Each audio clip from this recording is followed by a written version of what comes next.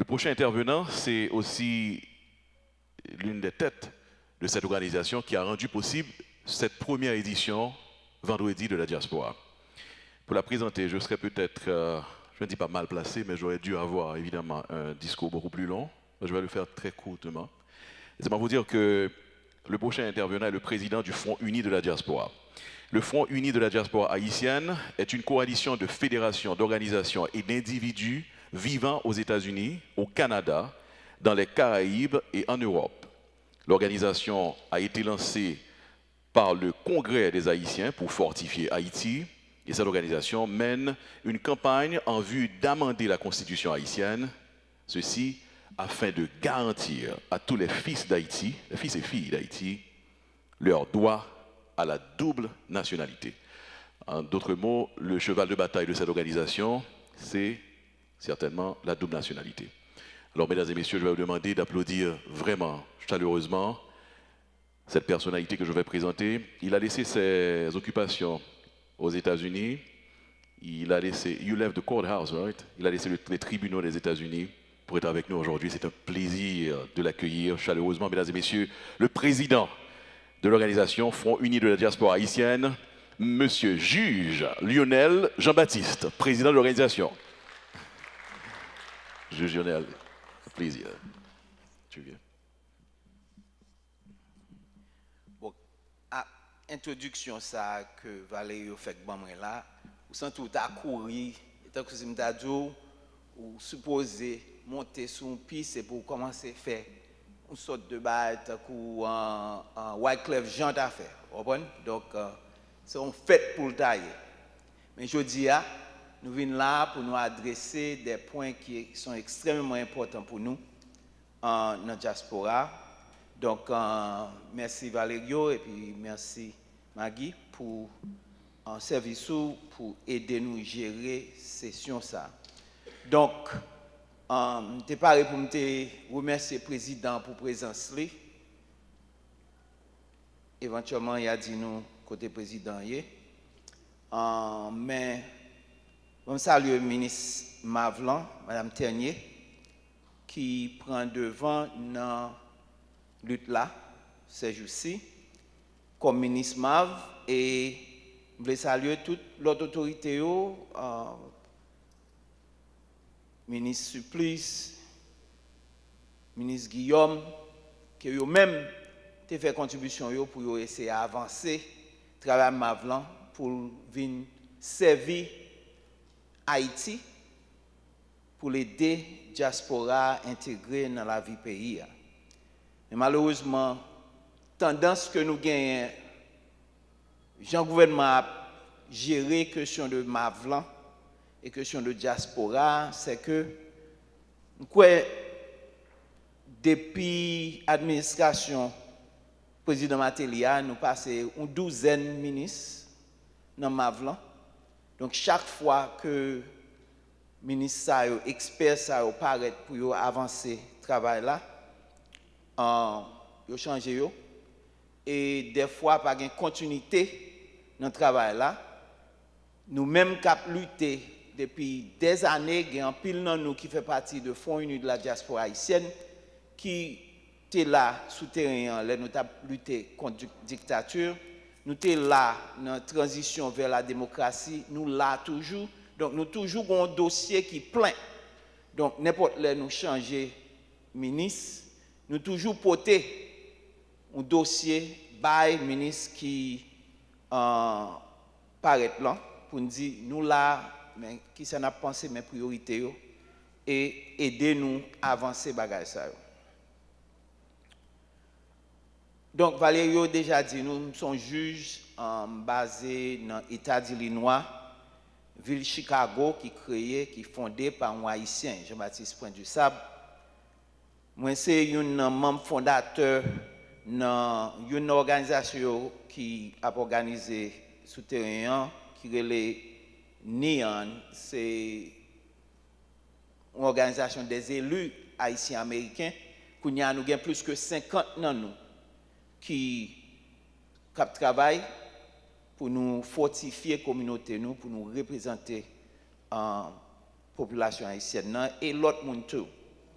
Il y a un monde qui est extrêmement conséquent dans la lutte pour élus haïtiens, c'est un frère qui est le Gérard Cadet, qui là, Gérard Souka Wave. Est-ce que nous songeons, oui, Gérard Cadet, est-ce que nous songeons Patrick Gaspard?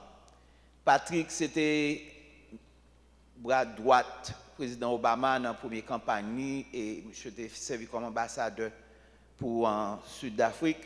Eh bien, il sorti dans le même syndicat, c'est 1199, 1199, SAU. Gérard travaille pour préparer candidats haïtiens qui ont lutté aux États-Unis. Et puis dans la zone New York, là, presque tout élus que nous avons passé dans Manny, il était dans la campagne Obama, etc., etc. Nous avons rencontré Miami dans la lutte. Donc Gérard, merci pour le service.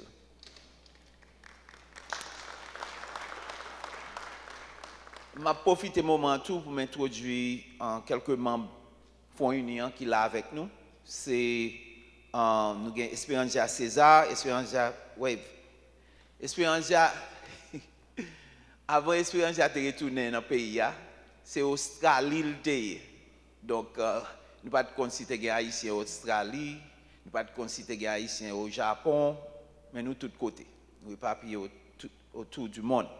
Nous avons tout de l'autre membre Fonds Union qui est là, c'est Dr. Joël Augustin, Wave Joël, et puis nous gagnons Max Gustave Joseph, qui était une porte-parole et rechercheur pour le Congrès des Haïtiens pour fortifier Haïti, qui était mené lutte pour double nationalité. Et of course, nous introduit Johnny déjà, comme ça. Donc, nous là aujourd'hui, pour nous lever question de pour nous lever voix nous contre question de taxation sans représentation, il n'est pas équitable, il n'est pas correct. Nous connaissons que frères dans la diaspora, c'est petit pays à yoye. Ça caractérise nous, c'est dette haïtienne. Humanité nous définie et déterminée par le fait que c'est là nous sortis. Donc, ce n'est pas rien à venir chercher en particulier. C'est lutte là nous voulons mener. Et nous connaissons que nous avons tout bagage déjà. Nous avons tout baptême, nous avons tout mariage, nous avons tout enterrement, nous avons graduation, nous avons ouverture des classes, etc., etc. Nous connaissons que nous là. Mais nous pas représentés. Et dès que le gouvernement exerce ses droits pour lui imposer une taxe sur nous, nous demandons pour gagner une transparence, comme Johnny dit, pour gagner une sorte de consultation pour nous comprendre pour qui raison et qui ça n'a fait. Et nous demandons tout pour les nouvelles causes qui sont tellement nobles que l'éducation, que $50 a supporté, et 5 centimes n'a supporté, fonds 5 centimes n'a supporté. Nous demandons pour diaspora à participer dans le processus là. Parce que nous, si tellement il y a des gens qui grand goût pour venir faire contribution, il y a des gens qui prennent pension, qui veulent venir travailler là. Il y a des gens qui sont experts dans plusieurs domaines, qui veulent participer pour aider le pays à avancer, mais il n'y a aucun barrière qui est structuré pour participation. Ça ne veut pas dire que les élus et les leaders n'ont pas adressé, fait appel général, dit oui, ils remettent diaspora, ils embrassent lui. Mais la réalité, c'est que pas de barrière qui est structuré pour nous faire contribution. Il y a un pile dans nous qui commence à mourir de eux, parce que nous connaissons une génération qui était courue dans les années 50, 57 à 86. Nous avons commencé à mourir, ils ont soif pour participer dans n'importe manière que sont capables, mais dans le sens structurel. Diaspora a cherché non seulement pour y participer en termes de pour mettre main à la pâte, mais nous connaissons que nous avons des droits que le gouvernement doit respecter. Là, nous avons lutté pour double nationalité, son mouvement que nous avons mené de 2006 jusqu'à 2012. Nous avons engagé dans le processus là. nous faisons des lobbies, nous mobilisons support en pile élu et nous devons gagner un amendement constitutionnel là. Mais même là nous devons gagner un amendement constitutionnel là, le gouvernement n'a pas actualisé question de citoyenneté. Il y a un pile jeune qui voulait appliquer pour venir gagner citoyenneté haïtienne parce que vous connaissez que sous fait d'un père ou d'une mère haïtienne que c'est haïtien fondamentalement même si vous faites n'importe côté autour du monde mais consulat ambassade pas gain uniformité en termes de processus qui j'en yo ka appliquer pour actualiser ça. Diaspora tout le fait que c'est haïtien nous y à part entière article 52.1 dit que nous avons responsabilité et obligation pour nous voter mais nous pas qu'à voter parce que pas gagner des processus qui en place pour nous gagner carte d'identité nationale nous pour que CPA gagne une loi qui autorise pour nous voter pas gagner des démarches qui faites en termes de ressources qui investis pour nous joindre des équipements dans l'ambassade et dans le consulat pour nous voter. Nous comptons que le ministre Tenier là, parce qu'il y a un sens de process. Raison qui fait que nous là aujourd'hui, pour nous commencer à lutter, c'est un commencement lié. Ce n'est pas fin processus là, pour nous travailler sur tout droit que nous avons besoin de travailler sur eux, pour nous avancer. En 2015, nous avons demandé pour nous participer, pour nous voter. Mais le président Opon a dit nous, oui, vous avez un droit, mais il n'y a pas d'autorité, il n'y a pas d'autorisation et il n'y a pas de mesure. Ça veut dire qu'il n'y a pas de budget pour actualiser le vote. Donc nous voulons, pour Mme Tenier, continuer de travailler là, continuer sous processus pour nous actualiser les droits. L'autre là, c'est une question de droit à la représentation. Le président a dit, oui, vous avez 5 sénateurs, vous avez ceci, cela sur l'autre bord. Mais il dit ça 2 ans cela. 2 ans cela, le président a fait, nous avons un haïtien de descendre dans l'inauguration. Nous avons fait une belle réception pour lui dans Marriott. Le président a parlé, il dit, eh bien, nous voulons rencontrer la diaspora chaque mois. Nous connaissons que ça est difficile. C'était là, ça, nous croyons qu'il était extrêmement encouragé du fait que nous étions là pour nous participer à un événement qui était extrêmement important. Mais le processus là, pas actualisé. Nous ne pouvons pas vraiment rencontrer pour nous chita, blanc pour nous adresser en priorité. Donc, nous connaissons que le fait que nous avons un appel général qui fait, c'est mais processus là, mais à la patte là, travail là, détail, c'est ça qui est plus important pour nous faire travailler au marché. Donc nous là aujourd'hui, tout le monde connaît que nous là aujourd'hui pour nous parler de $50 et 5 centimes. Johnny a adressé question, nous connaissons ça déjà, nous voyons les documents sous table. Loi qui est en place, qui est une loi FNEA qui promulguée le 17 septembre 2017, la donne lui dit que le conseil administratif et puis l'autre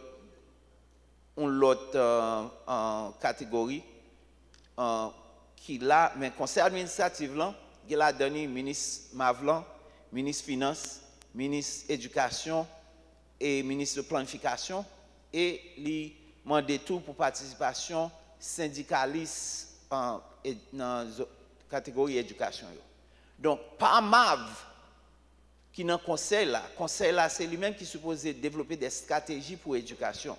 Nous expectons que diaspora capable participer dans le processus là pour nous faire travailler la marché. Donc nous là, pas parce que nous voulons paraître pour nous faire des plaintes. Nous là pour nous dire il faut que il y ait une participation de la diaspora. Il faut que nous maximiser qualité ressources que nous gagnons. Il faut que nous structurer Jean-Participation ça a fait parce que le potentiel là est énorme. Le potentiel là est énorme, mais sans que nous pas fait le travail que nous supposons faire, nous pas réaliser un potentiel là. Toute diaspora, et puis nous connaissons que l'immigration pas quitter une entrée facile. Donc, et nous connaissons tout, son minorité haïtienne qui vivent dans la diaspora qui voyait remittance par la famille en Haïti. Nous connaissons ça. Et nous connaissons le fait que le groupe qui fait Chile, ils commencent à voir comme tout. Mais nous ne pouvons pas l'ouvrir un tuyau chaque fois pour nous faire peuple nous en courir à l'Argentine, à Chile, à tel côté pour remittance augmenter. Il faut que nous cherchions un moyen pour nous maximiser nous gagnons en dedans et dehors pour nous jouer un moyen pour nous aider le pays à développer. Nous pas qu'à compter sur remittance seulement, quoique remittance est extrêmement important et nous connaissons que les gens qui voient remittance même si nous voyons plus que toute l'autre nation ensemble contribuer à le pays, la réalité c'est que l'autre pays a une voix en dans le pays noir et puis nous-mêmes dans la diaspora, nous n'avons pas rien à dire. Nous n'avons pas de considération. Donc, nous remercions le ministre Mavlan pour l'ouverture ça, parce que nous croyons que c'est dans le contexte ça que nous avons travaillé sur le processus pour réintégration de la diaspora dans le sens qui est réel et pour nous maximiser le potentiel ça que nous gagnons dehors. Donc, merci.